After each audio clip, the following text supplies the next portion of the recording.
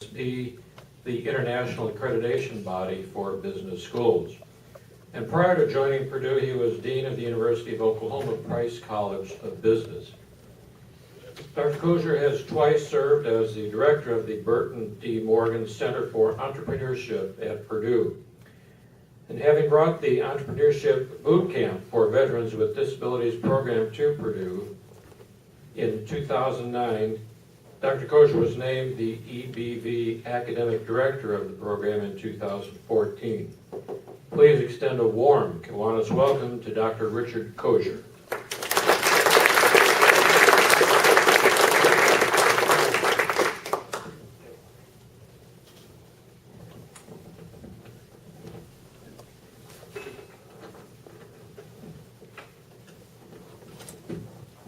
Thank you, Roy. Appreciate the kind remarks. Now, you may not believe this, but when I was dean, one of my favorite things to do was to travel around the state and speak at service club luncheons. You might be thinking, I don't quite believe that, but I just love going around great state of Indiana. We went from Evansville up to Lake County, Terre Haute, or to Richmond. Tim Newton and I, he was my colleague on the trips, made it a point every year to do 4 to 6 service club luncheons per year, and they were absolutely wonderful. We have great people in the state of Indiana, especially you folks who are adopting and continuing a service culture that is so important today. I was telling Roy, we got to work on that with the younger folks. I have an undergraduate class in leadership, and one of the main things I talk about constantly is give back, be socially conscious, and this is a group here I think that really illustrates how important that is. I'll tell you one quick story though, a lot of stories from the luncheons that we did over the years. Tim and I, by the way, had a running bet on what was going to be for lunch. When we have a buffet, of course, that made that moot. But lots of times they had a plated lunch, and I had the roast beef, Tim had the fried chicken. And Tim ended up winning the bet over the years, more chicken than beef, but it was all good, no matter what it was here. But one quick story, we're up north of Valparaiso, and it wasn't Kiwanis, but it was another club. And like you folks, they do the singing prior to the program, and they had, for this particular meeting, a substitute piano player. Okay, now I was very impressed with your piano player. Jairus, is that your name? It was just fabulous. So this particular meeting, we had a substitute piano player. So the song leader stands up, says, everybody rise, we're going to do song number 121, and they start singing, the piano player starts playing, and right away, I can see this is an unmitigated disaster. The piano player clearly didn't know the song. So the singing was not synced up. The piano player was hitting all kinds of bad notes. The timing was way off. And it's just turned into a chaotic scene. So about 3/4 of the way through the song, this is true, the lady who was the substitute piano player just quit playing, stood up in righteous indignation, I think, kicked the stool into the piano, and just walked off. Not the end of the story. The song was Happy Days Are Here Again.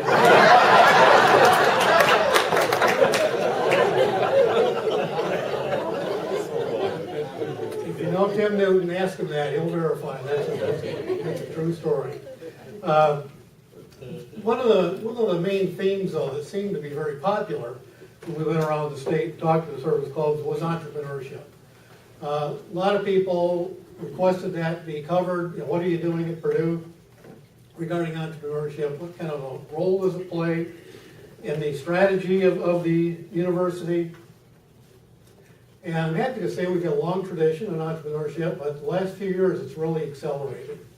So what I'm going to do here this afternoon is to tell you a few things as an overview of entrepreneurship at Purdue and then focus in on a program that I think is absolutely fabulous.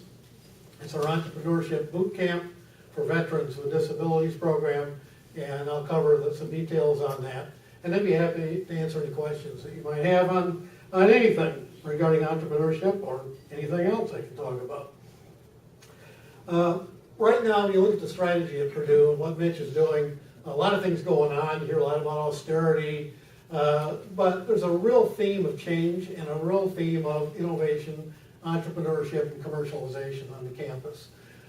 And this is not aimed at replacing basic research and theory generation and that type of thing that we do so well. It's meant really to have an impact on society, and what we do at Purdue should have an impact. So I think this is a great example of a focus on how we can impact our community, business, and other folks who depend on us for information and knowledge. One program that I think was really a key program started before Mitch arrived. Martin Jiske came in, as you probably know, around the year 2000, and had a vision for something he called Discovery Park. And this was a real tremendous, I think, breakthrough in thinking for the university, because it focused on the need to have an integration and a collaboration of various units on campus when we do our research. So it was interdisciplinary focused, and is, I think, extremely insightful was the inclusion of an entrepreneurship center within Discovery Park. So there were 4 centers to start with. One of the original 4 centers was the Entrepreneurship Center. I had involvement in writing the business plan for this that went to the Lilly Endowment, and the Lilly Endowment gave $23 million initially to Purdue to start Discovery Park. About $2.5 million of that was aimed at entrepreneurship in the Entrepreneurship Center. So that gave us programming money. We did not have a building though at the time, and my philosophy is help yourself. So we wanted to raise that money all from private sources, which we did at Rawls Hall, by the way, for Krannert. And we went to the Burton D. Morgan Foundation. Burt Morgan was a late 1930s Purdue alum in civil engineering. And what an interesting guy he was. Burt was the ultimate entrepreneur and free enterprise advocate. He was an amazing person, and he loved Purdue. And he set up a foundation many years ago and would periodically give money to Purdue from the foundation. Now, I got a bunch of Burt Morgan stories I can tell sometime later, but we probably don't have enough time. But I love the way Burt participated in the foundation. Technically, they had a board of directors, and the board is supposed to review proposals and then fund various projects that they approved. And Burt was technically not on the board at this time. But when they had meetings and consider options, probably every other year, Burt would take out a slip of paper. You could see him writing down some things. And right near the end of the meeting, he'd hand the slip of paper to the chairman of the board of directors. Frequently on that paper, it said, fund the Purdue projects. And that's what they did frequently. And so we had $7 million from the Burton D. Morgan Foundation for what's now the Burton D. Morgan Center for Entrepreneurship in Discovery Park. And we're able to operate several wonderful programs through that center. And as Roy pointed out, I had the honor to direct that center a couple times, the founding director, and then came back in when I stepped out of the dean's job at Krannert. One of the programs there that's fabulous for our students is a Burton D. Morgan business plan competition. This is funded by a multi-million-dollar endowment that the foundation gave in the late 1980s. And therefore, every year it kicks out over $100,000 that we use as prize money for our students who compete for this through presenting business plans to a panel of venture capitalists. And it's just wonderful to see these young men and women get up and share their ideas and their excitement for things that they can move forward with. One of the things I did, I'm proud of though, was I had a graduate and an undergraduate division created, because the graduate division, the graduate students were just, they were taking care of business, and poor undergrads weren't getting a chance. to compete for the funding. So we divided the funds roughly 60-40, had an undergraduate experience available, and the undergraduates, what a fabulous group to watch. One quick story there. We had a couple of brothers from a farm in Indiana stand up and present their product for their business plan, and it was a biodegradable flooring material for agricultural use. And they'd worked real hard on formulating this, and like good entrepreneurs making a presentation, they brought a sample. So one of the brothers during the presentation said, "This is it right here." And he held up and he pointed to this piece of flooring material. People were looking, yeah, that's interesting. And then he said, "And it's edible." And he started to eat it in front of them. Only an undergraduate could do that, and they won first place. I think the prize money was $20,000 for just that first place finish. And we're recognized as that. So, these young folks are terrific. We love them. A couple other quick comments on some other programs. I'll talk about our Entrepreneurship Bootcamp in particular for a few minutes. Krannert is strongly linked to this Burton D. Morgan Center, as you might expect. And we've got graduate assistants we take from Krannert and just assign to the center, and they help faculty and students generate business plans and develop their entrepreneurial ideas. I think it's a great use of our graduate assistants to do that kind of thing. We have a student-managed venture fund for our students. If you're at all an entrepreneurial type person, you'd love to have had this when you were a student. We have anywhere between $150,000 and $250,000 in real money that the Purdue Research Foundation supplies to fund startups, and the students that are screened and eventually take the Student Managed Venture Fund course do all of the due diligence and review of the startup applications. So they go in and they look at the marketing plans, they look at the financial plans, they look at the human resource plans, the advisory boards, the competitive environment, look at the intellectual property involved, and then they make decisions and present to a panel from the Purdue Research Foundation the particular startup that they think deserves funding. And again, these are real startups, they're in the research park, most of them. And to these startups, $150,000, $200,000 in early stage funding is absolutely magic to their future success.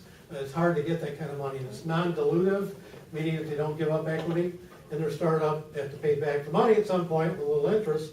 But it's just a fabulous experience. The students tell me after they complete this semester that it was the most impactful thing they ever did at Purdue, and the most enriched learning experience. It's called experiential learning that they had their entire life.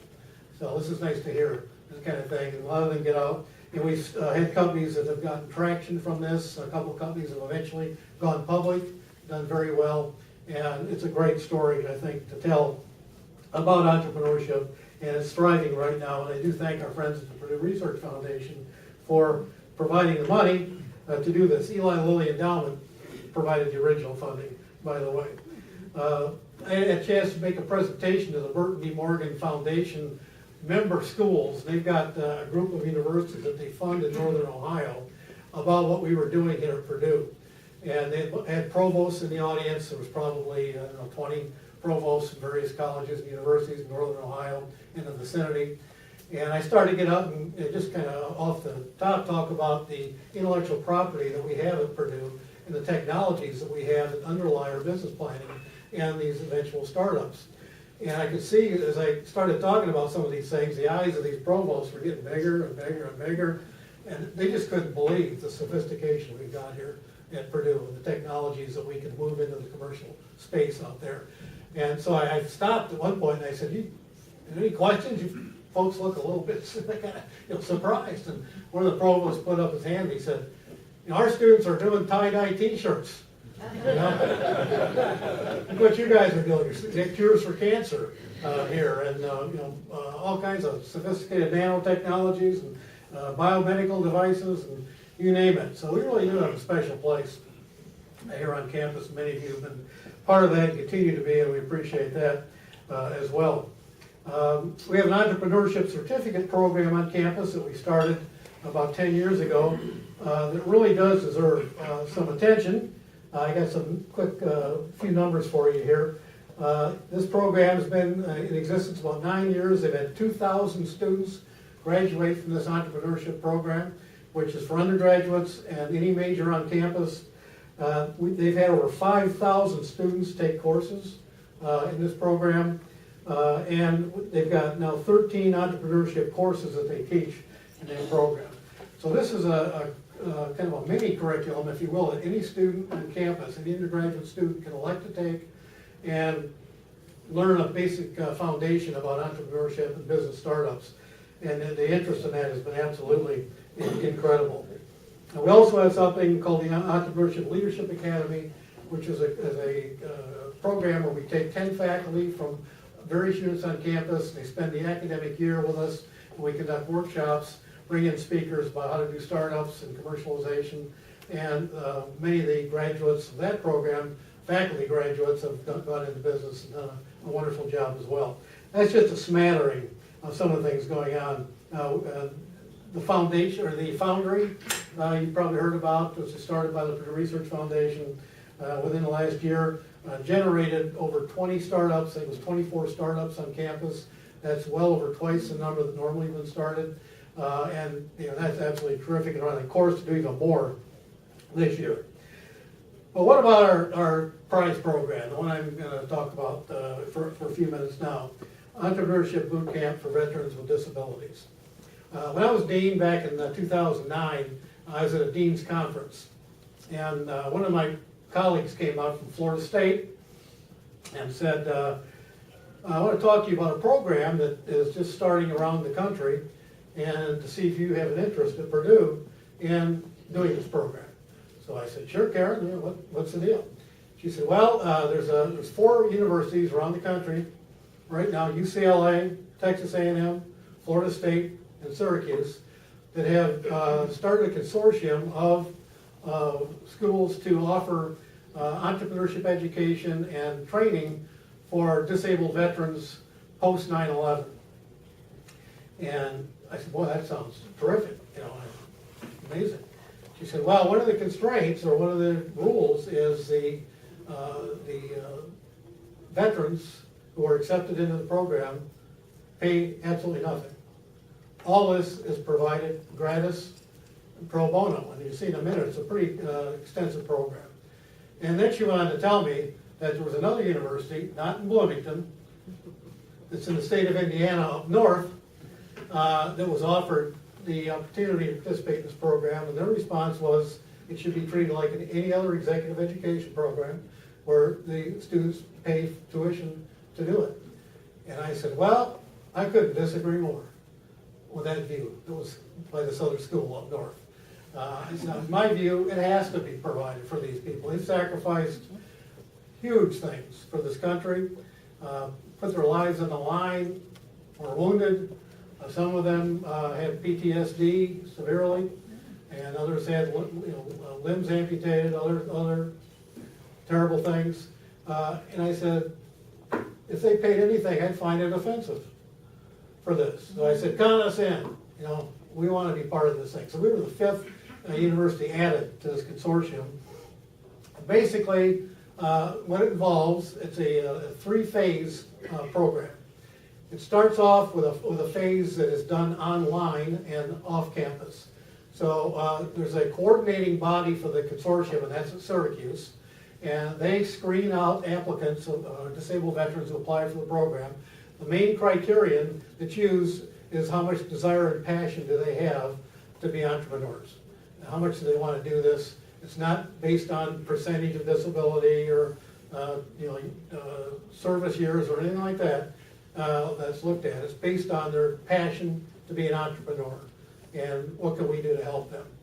So they screen, then they send us applicants here at Purdue and the other consortium members, and we review, and we have 20 to 25, sometimes even a few more than that, vets that we accept into our program. So they start out with the online portion. And of course, when I was involved in the very first program, since I was still a dean, and I thought, okay, online education, I'm going to call Ozark. So you're wondering, who's Ozark? Ozark is my buddy.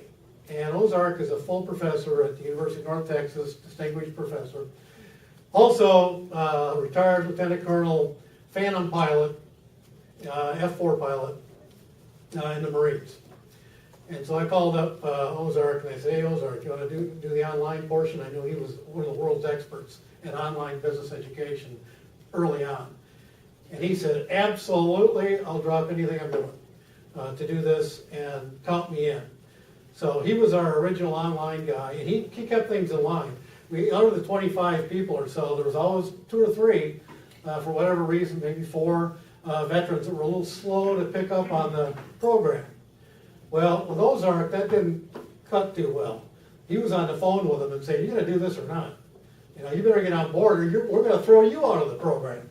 Everyone participated and showed up on time, ready to go, after he dealt with them, let's call it, and did a wonderful job with that. So they came fully prepared. He spends about a month with them. Now, when I left the EBV program for a few years, they put someone else in there. Ozark is back. Now, he's ready to go again for next fall. I'll tell you when that's going to be. It's in October, late October, but he's ready to go again. So we put that in place. The second phase of the program is a 9-day residency on campus here at Purdue. And we fly everybody in, we pick them up. Again, they're paying nothing for this, as it should be. We put them up in the union, and then we have a series of activities that vary from workshops and lectures to speakers who come in, various personnel from the military, generals might come in, and they're eager to do this and talk to the group. We have some civic activities. We have these vets mixed with the students some, and it's a real 7 a.m. to 7 or 8 p.m. busy day, every day for these folks. But it's a boot camp, and they are aware of that when they show up, and you know they get really terrific education here. The idea is to work toward a business plan presentation at the end of the week. Now they come in after having Ozark with a pretty good idea what they want to do and a rudimentary business plan, but after the week on campus, they're ready to go, and they really do a great job. So on Friday of the week, we have some judges come in, some venture capitalists and some faculty, and they watch the presentations that the vets make, and we give out some awards, prize money. Everybody's a winner though. It's kind of like Little League. Everybody's a winner because these folks are working so hard on this. It's incredible. You know, the technology level, frankly, is not what you'd see with the faculty, but the projects are incredible. I'll give you a couple examples here at the end of my talk. A lot of small business startup ideas, a lot of supply chain ideas for the military, things like that. They do a great job. I'm happy to say it's a gender mixed group. We have about half and half women and men in the program. I think that's terrific. It's a very diverse group of vets, and as I said, just a wonderful, it's heart-rendering when you talk to these folks. I asked one time, I said, you know, why do you want to do this? I know you want to start a business, but you know, why? Tell me frankly. And he said, well, Rick, I'll tell you. He said, you know, I served in Afghanistan, 2 or 3 tours of duty, you know, got shot up, and he said, I don't want to work in a big company. And I don't want to work in a big organization. I want to run my own show. He said, I want to be responsible directly for results, and I want to learn how to do that. So I said, man, we'll do everything we can for you. And he's now got a business started and is doing pretty well. But a lot of these people just want to get away from the bureaucracy, away from some of the constraints they've had, and just do their own thing. And many of them are fabulous. The third phase of the program is a mentoring program where we spend at least a year in follow-up mentoring to try to help them move forward with their businesses. This involves legal advice frequently. It involves finding funding for their startups the best we can. Getting support for this program is one of the easiest things I ever did, I got to tell you. On the mentoring part, Accenture, we have a couple of alumni that are well plugged into Krannert. Heard about this, they showed up, sat through the week of residency, a couple of years, and they now have a program brand new in place for Accenture nationally, which is that if an Accenture employee wants to donate to Purdue University and wants their money matched by Accenture, it has to go to this Entrepreneurship Bootcamp program. And there's no other options for them. Now, they can give money to Purdue, but Accenture's not going to match it. And this is up to $400,000. So keep our fingers crossed here that this pays off, because I'm quite confident that it'll be a big winner. Another example of the support that's provided for the program, we have an alumnus named Sam Allen, and Sam is the CEO of John Deere over in Peoria. And of course, when I was dean, Sam was a person that we wanted to talk to. So I got in a car, my fundraiser colleague, we drove over, and I had 3 or 4 things I was going to pitch to Sam Allen. And so we started out with some scholarships and faculty chairs, and he was nice, but I could see that we weren't connecting for the big money here. So I could sense when I'm about ready to get thrown out of the room, and that was about ready to happen. And I said, okay, got one more for you, Sam. He said, what's that? I said, this Entrepreneurship Bootcamp for Veterans with Disabilities program. And his whole demeanor changed. It was, okay, what? I said, yeah, this is what we're just starting it up. This is back when we just got it underway. He said, tell me more about that program. So we went through the program and how it was set up and what it was aimed at doing. And I had this happen twice when I was dean. He said, how much do you need to fully fund that this year? It was something, I don't know, $50,000 or something that we still needed. And so I told him honestly, $50,000 or so. And this is back when checks were used. He reached in his coat pocket, pulled out his checkbook, on the spot, wrote me a check for 50 grand or 30, whatever it was, and handed me the check and said, here you go. And he said, I'll help you more, and we'll think about a way to do this. And he eventually gave us a $250,000 endowment for this program. He was delighted to do this. And it's such a great feeling to support this program. So he's been involved. We hopefully will support even more in the future. He's a wonderful person. Great, what's that? Oh, 2 minutes left, okay. That's good, I'm down to about 2 minutes. 2-minute warning, it's like a hockey game, huh? A couple quick examples, and I'll tell you the dates, and we'll be done here. Here's one of our graduates from the program. He and his twin brother, they live in northern Indiana. His twin brother's a retired Army doctor, obtained a patent after going through our program in 2013 on a medical device to help with pain people have from bad backs, frequently in the military from combat duty. And he's currently opening his own business and marketing the product. And his wife of 30 years has also joined the company, along with his brother. And they're up around Francisville, Indiana. Another one, we have an individual who has a company that's involved with environmental consulting. And he has a commitment to his community and is involved in recycling products and reselling products, and has made a lot of success doing that and contributed back to his community. So this year's program starts October 30th on campus, the residential part, and ends on November 7th.